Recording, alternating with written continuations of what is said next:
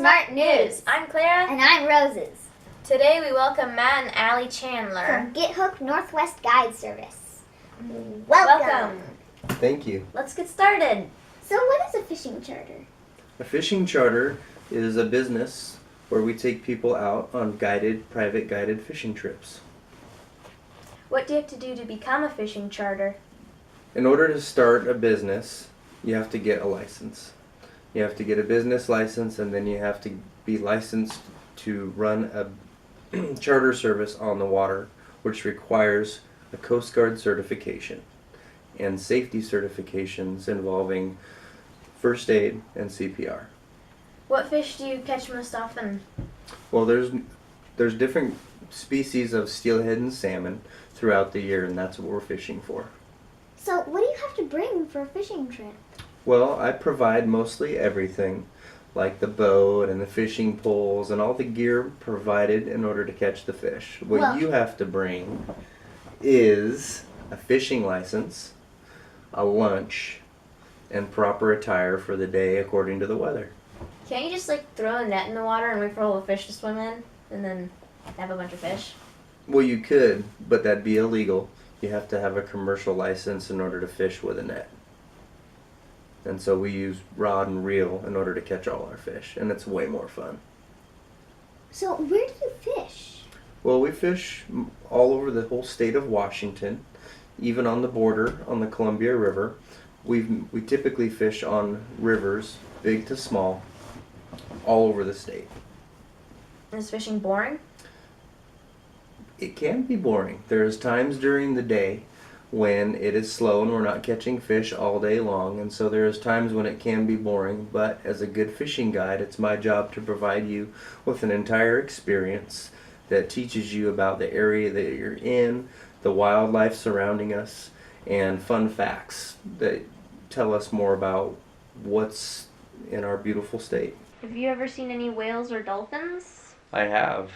We typically see them once the crowds are gone out on the mouth of the Columbia River in Astoria, which is the separation between the two states. And you have salt water coming in and fresh water going out, and the whales follow in the bait fish from the tide, and we see whales, dolphins, sea lions, all kinds of wildlife attracted to the bait fish and salmon in the area because that's all food. Albion, tell us a little bit about the stellar sea lions. Well, they are California stellar sea lions, and they're really big.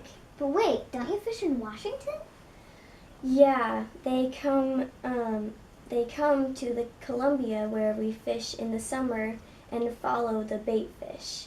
Do the sea lions ever try to get your fish? They do try to get our fish, because when we're fighting a fish, it's way easier for the sea lions to get them. Actually, during a fight, quite often, and it happens more than I like, they take the fish right off the line, and sometimes all we reel up is the face of the fish. Ew. And we're sad, and we're very sad when they take the fish from us. And disgusted?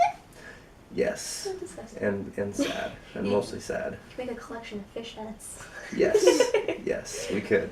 We get quite a few of them, unfortunately. But they're just hungry and they want to eat, and it's an easier catch for them, and they're kind of lazy. They're big and lazy.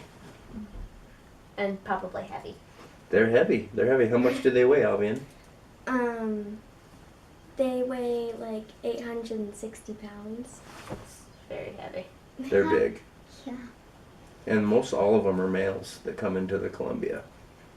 Their mates are off elsewhere. There's no female sea lions in the Columbia. It's just all males. They couldn't find mates. Does anybody ever get seasick? They do. People do get seasick. Even though we're not technically out in the ocean, we're very close to it, just about 2 or 3 miles at times. And there's a couple things you can do to combat seasickness. You can take a pill, or you can go to your doctor and ask for the patch, and that oftentimes helps. But if you don't have anything from a doctor, you can actually eat a little bit of ginger, or you can just stare at land. The more that you can look at land and not move your head around, the better you can do. Not everybody gets seasick, but sometimes people do, and I have to be ready to deal with that as your captain and make sure that you're as comfortable as possible. But sometimes people get so sick that They throw up, and they can't come back. They get so sick that they can't come back from it, and we have to take them in for the day. They're done. They're miserable, and that does happen. But for the most part, when it's not too wavy out there, nobody gets sick, but it does happen. So how many fish do you normally catch? Depends on the day. Down on the Columbia, where we've been already talking about, we can keep 2 fish a person, 1 Chinook salmon and 1 coho salmon, and we typically get everybody's limit every day. So that's 2 salmon per person per day for like 5 to 6 people. So we catch between 10 and 12 fish a day. Now, sometimes when we're fighting the fish, we lose them, or we get them up to the boat and they shake the hook and so we might hook 15 to 20 fish in one day. A lot of action. What's your favorite fish to eat? My favorite fish to eat is smoked king salmon. I think it's the best way to enjoy it, and you can have it frozen and still smoke it, and it always tastes good. Allie, what's your favorite fish to eat?